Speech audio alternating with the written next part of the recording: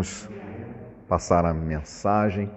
Essa mensagem é um conjunto de mensagens, na verdade, uma série de mensagens de 3. Hoje é a primeira de 3, com o título Por que Jesus veio? Por que Jesus veio? O texto de hoje é baseado em Lucas, no capítulo 19, no versículo 10, e ele diz o seguinte, Lucas 19, no versículo 10, porque o Filho do Homem veio buscar e salvar o que se havia perdido. Vamos orar? Pai, nesse momento queremos que a Tua palavra venha falar no nosso coração, que o Teu Espírito venha interpretá-la, Senhor, segundo as nossas necessidades, segundo o Teu querer. Possamos sair daqui edificados, Senhor. Possamos estar mais perto do Teu querer, mais perto de ser e como Jesus, que é o Teu desejo. Que as pessoas que estão aqui presentes e também aquelas que estão nos vendo pela internet sejam abençoadas por essas palavras que venham direto do Teu trono de graça. É o que te pedimos em nome de Jesus. Amém. Por que você é cristão? Precisamos primeiro começar com essa pergunta. Por que você é cristão? Talvez muitas pessoas não saibam exatamente a resposta a isso. Tem uma ideia assim, eu não sei por que eu sou cristão. Alguns dizem assim, olha, os meus pais e os meus avós eram cristãos. Então, eu também sou, eu sigo a tradição. Eu fui criado na igreja. Ou eu nasci numa sociedade cristã. Então, eu sou cristão. Porque todo mundo é, eu sou também. Ou então eu posso responder assim, eu precisava escolher uma religião e achei essa melhor. Muitas religiões, eu escolhi essa, achei bacana. Ou então, um dos motivos que hoje eu acredito e talvez ninguém admita, está na moda. Está na moda ser crente. Na moda ser cristão. Pelo menos por aqui, né? Talvez num país muçulmano, se você dissesse isso, você seria morto. Então lá não é a moda. Mas aqui é. Por que existe o cristianismo? Ora, porque Cristo veio ao mundo. Se Jesus não tivesse vindo ao mundo, não haveria cristianismo. Mas por que ele veio ao mundo? Por que ele veio? Então, nós, nessa série de 3 palestras, vamos abordar os motivos pelos quais Jesus veio ao mundo.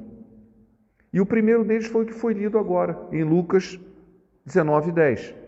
Jesus veio para buscar e salvar o que se havia perdido. Ele veio buscar e salvar o que se havia perdido. Se as razões que trouxeram o Senhor Jesus neste mundo não são as mesmas na sua vida, então o seu cristianismo tem alguma coisa errada. Talvez seja uma das respostas que eu mencionei ainda há pouco. Você pode estar se enganando a si mesmo, porque Jesus veio com certos motivos. Se esses não são os motivos pelos quais você é cristão, então tem uma coisa errada. E a primeira delas, que a gente acabou de ver aqui, é que ele veio buscar e salvar o que se havia perdido. Se você não é ou não estava perdido, então Jesus não veio por você. Não, perdido de quê? Não sou perdido, não. Eu não estou perdido. Então Jesus não veio por você. Ele veio para os perdidos, veio buscar e salvar o que se havia perdido. E aí vem aquela primeira pergunta, assim, exatamente o que vem a ser perdido? Talvez a ilustração que Jesus nos conta de uma ovelha perdida, e por isso da onde vem o nome do pastor, né? O pastor que cuida das suas ovelhas, ele conta a parábola de uma ovelha que se extraviou, ela se afastou do rebanho, ela foi para um determinado lugar e não sabia voltar, ela estava perdida. Então, esse conceito, ele traz a ideia de que o perdido é aquele que não sabe o caminho de volta. Você está perdido. Mas ele traz uma ideia importante assim, eu sei aonde eu quero ir, eu só não sei o caminho. Você vai para uma floresta, né? Vai passear numa trilha, de repente você pega um caminho que você não percebeu e se encontra perdido. Ora, eu sei para onde eu quero ir, eu quero voltar para casa, eu quero voltar para onde eu estava, eu só não sei como que eu chego lá. Então existe um perdido que ele sabe aonde ele quer chegar, ele só não sabe como. Um exemplo disso, o jovem que procurou Jesus.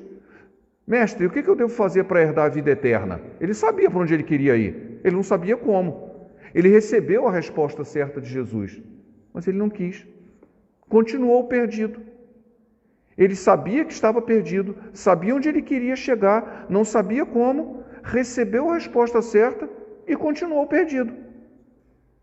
Existe aquele que está perdido porque ele não sabe para onde vai. É o sujeito que, normalmente acontece isso muito com os jovens, eu não sei qual é a profissão que eu quero, eu não sei o que eu quero da vida. O fulano ele está perdido, ele não sabe o que ele quer da vida. Não é que ele não sabe o caminho, ele não sabe nem onde ele quer chegar. Lógico que ele não sabe o caminho porque ele não sabe o que ele quer chegar. Ele está num caminho assim, eu não sei para onde que eu vou, então eu estou perdido, porque eu não sei aonde eu quero ir. Diferente de quando você sabe onde quer ir e não sabe como, existe o perdido que não sabe nem onde quer ir. Existe aquele que nem sabe que está perdido. Essa é a maioria. Se eu perdido? Não, estou bem, estou tranquilo. Por quê? Porque ele não sabe que está perdido. Vou contar uma historinha engraçada. Um dia eu estava num avião pronto para partir para a Europa, eu estava indo para a Espanha. O avião fechou as portas, ao fechar as portas eu vi que entrou uma senhora por último. O avião fechou a porta, começou a taxiar, saindo. Quando ele estava saindo para ir para a pista, ele para e volta. Aí o piloto disse, olha meus irmãos, vamos ter que voltar porque aconteceu um imprevisto.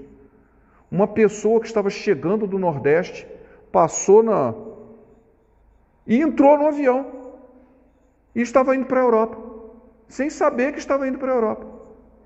Ela estava tão tonta, talvez de sono, não sei o quê, que ela chegou no destino certo, ela já estava no seu destino. Ela entrou num lugar onde ela entrou numa porta, saiu dentro de um avião, entrou dentro do avião e ela ia ser deportada. Ela não tinha passaporte, não tinha nada, ela estava vindo do Nordeste. E tão assim, avoada que estava, o avião teve que voltar, parar de novo, abrir as portas, fazer todo o procedimento para que ela saísse. Ela não sabia que ela estava perdida. Alguém informou, minha senhora, a senhora está indo para a Europa.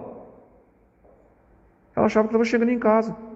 Ela nem sabia que estava perdida. Alguém teve que informar para ela que ela estava perdida.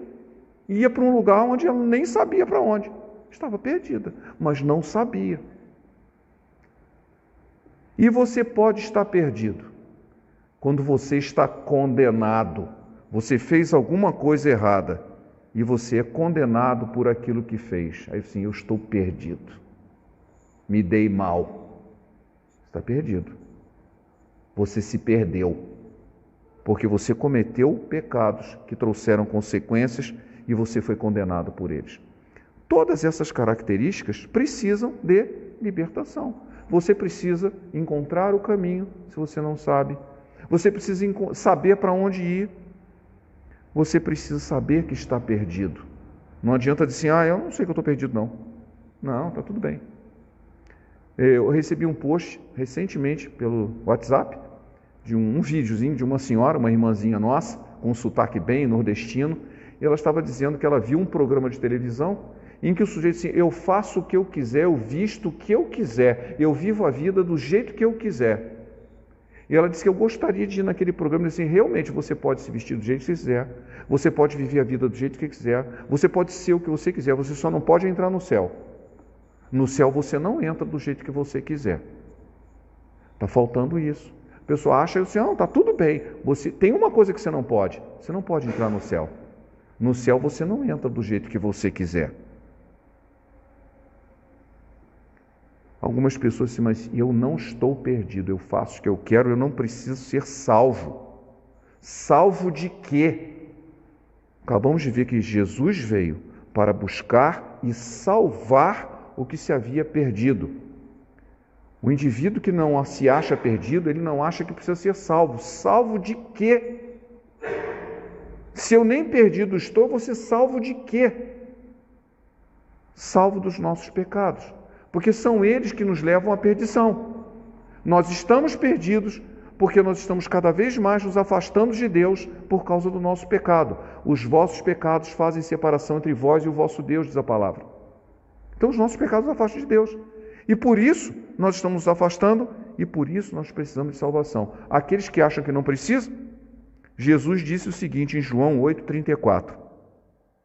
Respondeu-lhe Jesus: em verdade vos digo, que todo aquele que comete pecado é servo do pecado. Você é escravo do pecado. Você está preso, precisa ser salvo, precisa ser liberto. Você está perdido, porque existe um juízo no porvir. Você vai ser julgado e será ser condenado. Se não for absolvido, será condenado. E como você está em pecado, quando nós estamos em pecado, o juízo nos condenará. Então, quando Jesus disse que ele veio buscar e salvar o que havia perdido, é porque nós estávamos perdidos, afastados de Deus, e vamos ser condenados por causa disso. Mas ele veio trazer de volta o perdido, ensinar o caminho e salvar da condenação. Essa é a mensagem do Evangelho. Jesus veio buscar e salvar o que se havia perdido. Nos nossos pecados, trilhando o nosso próprio caminho, nós nos afastamos de Deus e vamos ser condenados por isso. Estamos perdidos. Precisamos ser salvos dessa condenação. Precisamos voltar, encontrar o caminho de volta. Se você acha que não haverá juízo, em Eclesiastes 12:14 tem um texto que diz: porque Deus há de trazer juízo a toda obra e até tudo que está encoberto, quer seja bom, quer seja mal. Deus vai trazer juízo. Algumas pessoas, não vai ter juízo. Mas vai, a Bíblia diz que vai. Mas existem algumas respostas alternativas a isso, para anestesiar a nossa mente, para não aceitar que Jesus veio para nos salvar porque estávamos perdidos. Existem algumas pessoas assim: não existe nem céu nem inferno, isso é invenção. Não tem céu e inferno. Ok. Então você espera morrer e você vai descobrir por conta própria. Só que vai ser tarde demais. Existem outros assim: não. Que juízo, coisa nenhuma. Isso aí é uma maneira de manipular as pessoas, de controlar as pessoas, colocando sentimento de culpa. Isso é uma maneira de controlar as pessoas. Existe uma explicação até mais sofisticada, assim: não, nós vamos ser purificados ao longo do tempo e um dia nós vamos nos tornar deuses. Nós mesmos vamos ser deuses. Que juízo, que coisa nenhuma, se nós mesmos vamos ser deuses. Então essas são as explicações que se espalham por aí, mas o que a Bíblia diz é que Jesus veio buscar e salvar o que se havia perdido, porque um juízo virá para aqueles que continuarem perdidos. Digo-vos que de toda palavra frívola que proferirem os homens, dela darão conta no dia do juízo. Mateus 12:36. Mateus 12:36. Jesus falando claramente sobre um juízo. É interessante porque existem algumas religiões, né? O espiritismo mesmo, ele se diz espiritismo cristão, porque ele segue coisas que Jesus ensinou. E é verdade. São coisas boas que Jesus ensinou, mas aquilo que é inconveniente é ignorado ou ressignificado, como essa palavra está muito em moda, né? Ressignificado. E qual seria o significado quando Jesus disse que existe um juízo para o qual nós vamos ter que enfrentar? Jesus falava do juízo. Ele falava mais, ele falava do inferno. Jesus foi o principal personagem da Bíblia a falar explicitamente da existência do inferno. E disse até o que acontecia lá: ranger de dentes, choro e ranger de dentes, trevas, sofrimento, castigo. Ele falava da existência do inferno. Então não há como dizer assim: não, vamos pensar só nas coisas boas que Jesus ensinou e nós vamos ser cristãos porque nós seguimos as coisas boas que Jesus ensinou. Amém. Siga as coisas boas para que Jesus ensinou. Só que ele também disse que aquele que continuar perdido vai enfrentar juízo. E existe um inferno, que é para onde os perdidos irão. E é um local horrível, um lugar de sofrimento. Eterno. Não é por algum momento. Não existe nenhuma doutrina bíblica sobre purgatório ou qualquer coisa equivalente. E assim é um estado meio céu, meio inferno, por um tempinho, e depois fica tudo bem. Ou então Deus é amor, não vai punir ninguém. Tem essa doutrina assim. Ah, Jesus já pagou o pecado de todo mundo. Vai ter todo mundo para o céu. Por que ele disse que ele veio salvar o que se havia perdido? Quem não foi? Se você não estava perdido, você não precisa de salvação. Aparentemente. Porque você vai enfrentar o juízo de Deus. Mas ele propôs uma solução. Há uma solução para isso. Porque Jesus prometeu que enviaria o Espírito Santo. E quando ele vier, convenceria o mundo do pecado, da justiça e do juízo. Está em João 16:8. Isso mostra o seguinte: as pessoas serão convencidas do seu pecado. Convencidas. Se você está em pecado. Você achava que não estava? Está sim. Isso é uma influência de Deus na nossa vida. É o Espírito Santo agindo na nossa vida. E nós precisamos nos posicionar em relação a isso. Se alguém acha que isso não vai levar, não precisa se preocupar não. Em Apocalipse 20:12, vi também os mortos, os grandes e os pequenos, postos em pé diante do trono. Então se abriram os livros, e ainda um outro livro, o livro da vida, foi aberto. E então os mortos foram julgados, segundo as suas obras, conforme o que se achava escrito nos livros. Nós vamos ser julgados, e vai haver um livro, o livro da vida, onde as pessoas vão ser julgadas segundo o que fizeram de bom e de mal. Nós precisamos ser convencidos pelo Espírito Santo dessa realidade e tomarmos uma posição. Por isso nós somos cristãos, porque nós atendemos à voz de Jesus. Nós atendemos que Ele veio para me libertar dos meus pecados, para me salvar das consequências que é o juízo iminente baseado daqueles que estão em pecado. Ele oferece uma solução. Não adianta só você ser convencido do pecado. Isso é um primeiro passo. Você ser convencido do pecado, da justiça e do juízo. Pecado me afasta de Deus, a justiça vai me levar a juízo e eu vou ser condenado. O Espírito Santo me convence disso. E o que eu vou fazer a respeito? Mas eu não consigo me libertar dos meus pecados. É verdade. Existe uma série de alternativas para isso, de caminhos tipo terapia, ou então pagar promessas, fazer propósito. Tem agora fazer um propósito, não é promessa, fazer um propósito. Eu vou fazer tantos dias de jejum, eu vou fazer tantos isso, tanto aquilo. Isso não liberta ninguém do pecado. Mas o poder de Deus pode te libertar. O poder do sangue derramado na cruz é um poder transformador. Eu não posso pagar o pecado de ninguém. Ninguém pode pagar o meu, porque a Bíblia diz que cada um dará conta de si mesmo a Deus. Romanos 14:12. Cada um dará conta de si mesmo a Deus. Qual é a solução? Qual é a solução para isso? Ezequiel 36:26. Dar-vos-ei um coração novo, e porei dentro em vós espírito novo. Tirarei de vós o coração de pedra e vos darei um coração de carne. Essa é uma solução, porque se é o meu coração duro que me afasta de Deus, eu vou continuar sempre me afastando, a menos que eu sofra um transplante de um coração de pedra para um coração de carne. E isso é o próprio Deus quem opera, não é a ação humana. É muito importante que você entenda isso, que não é a ação humana que transforma a pessoa de um pecador em um santo. Não é ação humana, não é fazendo promessa, não é fazendo jejum. O jejum tem outros propósitos, eu não estou falando contra o jejum. Eu só estou dizendo que não é o jejum que perdoa pecados, não é o jejum que transforma o pecador num santo. Quem transforma o pecador num santo é o próprio Senhor. O sangue de Jesus derramado na cruz tem o poder de fazer isso, de transformar, de colocar um coração de carne, um coração sensível à voz de Deus, em vez de um coração de pedra que não escuta nada. Não me envergonho do Evangelho, pois é o poder de Deus para a salvação de todo aquele que crê. Eu preciso crer e receber a salvação. E ele, para isso, precisa de poder.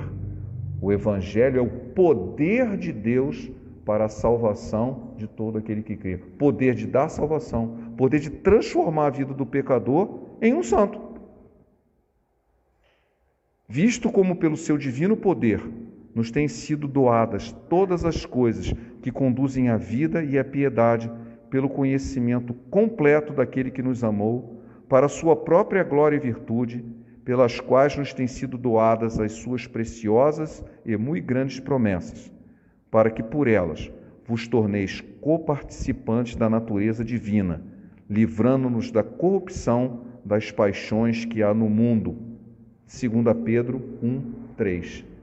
Então nós recebemos do céu a capacidade, cumprimento de promessas em nossa vida, para que nós nos tornemos participantes, agora sim, da natureza divina.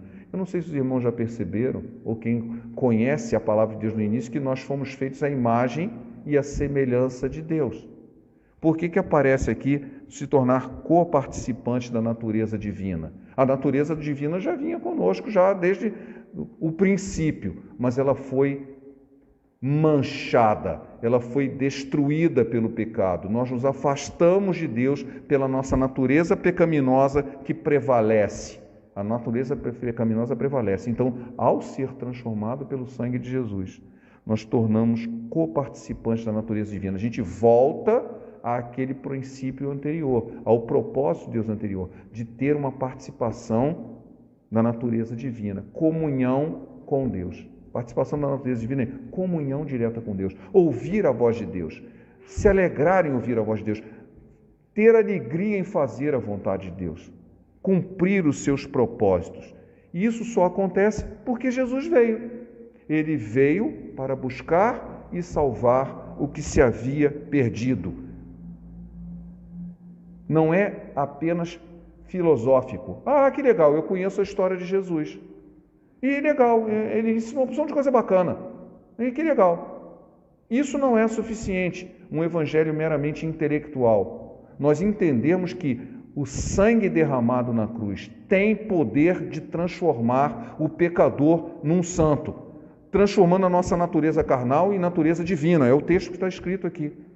Transformando as nossas vidas para que antes estávamos nos afastando de Deus e agora nós estamos próximos de Deus, fazendo a sua vontade. E assim, se alguém está em Cristo, é nova criatura. As coisas velhas passaram e eis que se fizeram novas. Esse é um texto maravilhoso de 2 Coríntios 5,17. Jesus veio para salvar, buscar e salvar o que se havia perdido. Estávamos perdidos e fomos salvos por Jesus e agora somos nova criatura, que vivemos não apenas para ter uma vida abundante, que é o que nós vamos ver na próxima mensagem, mas para alegrar ao Senhor, cumprir os seus propósitos em nossa vida. Amém? Quero terminar com o texto em João 5:24. Em verdade vos digo, quem ouve a minha palavra e crê naquele que me enviou, tem a vida eterna, não entra em juízo, mas passou da morte para a vida. Vou repetir. Em verdade vos digo, quem ouve a minha palavra e crê naquele que me enviou, tem a vida eterna. Não entra em juízo, mas passou da morte para a vida. Jesus veio para buscar e salvar o que se havia perdido. E que quem crê nele tem a vida eterna. Não entra em juízo, mas passou da morte para a vida. Amém? Pai, a tua palavra foi entregue. Que o teu Espírito encontre liberdade para interpretá-la no coração de cada um. É o que te pedimos em nome de Jesus. Amém.